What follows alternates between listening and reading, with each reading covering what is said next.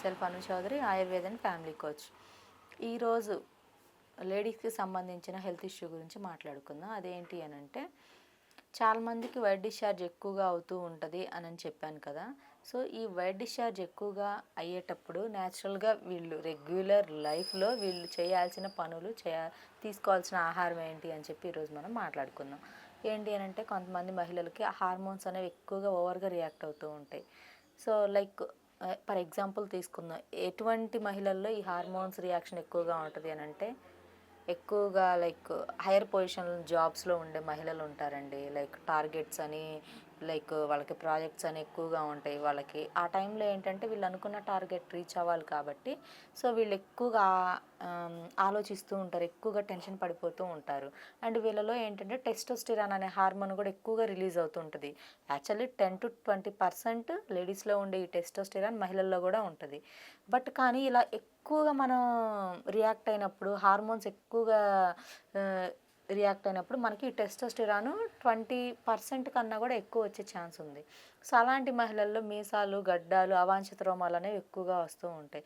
So main reason ఈ అవాంఛిత రోమాలు రావడానికి ఇది రీజన్, ఈ టెస్టోస్టిరాన్ మనకి ఉండవలసిన దానికన్నా ఎక్కువగా ఉండడం.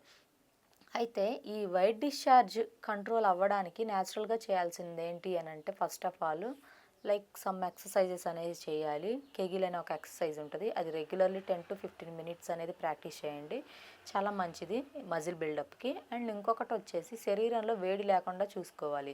లైక్ వేడి తగ్గాలి అంటే న్యాచురల్లీ మీరు తినాల్సింది fruit juices, vegetable salads, water is the best medicine మనకి అన్నిటికన్నా కూడా. అది లైక్ మనకి బాడీలో ఉన్న బ్యాడ్ కొలెస్ట్రాల్ని తగ్గించేస్తుంది అండ్ అదేవిధంగా ఒంట్లో ఉన్న వేడిని కూడా తగ్గించేస్తుంది. చాలామంది ఏంటంటే వేడి తగ్గాలి అని అంటే లైక్ ఏవేవో జ్యూసెస్ అని చెప్పి ఎక్కువగా, అంటే అవి కూడా వాటికి కూడా వేడి తగ్గుతుంది, but like cheap and best medicine ఏది అని అంటే వాటరు. సో ఈ వాటర్తో మనం బాడీలో ఉన్న టెంపరేచర్ని కానీ, లైక్ సమ్ అదర్ ఏదైనా బ్యాడ్ కొలెస్ట్రాల్ ఉన్న, మనకి లైక్ కాన్స్టిపేషన్ ప్రాబ్లం ఉన్న, ఇవన్నీ కూడా మనకి ఈ వాటర్ ద్వారా ఎక్కువగా మనం కంట్రోల్ చేసుకోవచ్చు ఈ ప్రాబ్లమ్ని. అండ్ వాటర్ తీసుకోవచ్చు. అండ్ సెకండ్ వన్ వచ్చేసి కోకోనట్ వాటర్ తీసుకోవచ్చు.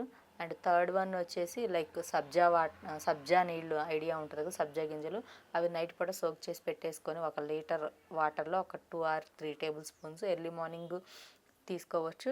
అండ్ అదేవిధంగా లైక్ కీరా జ్యూసెస్ తీసుకోవచ్చు, లేదంటే కీరా పీసెస్ న్యాచురల్గా నమిలేయచ్చు.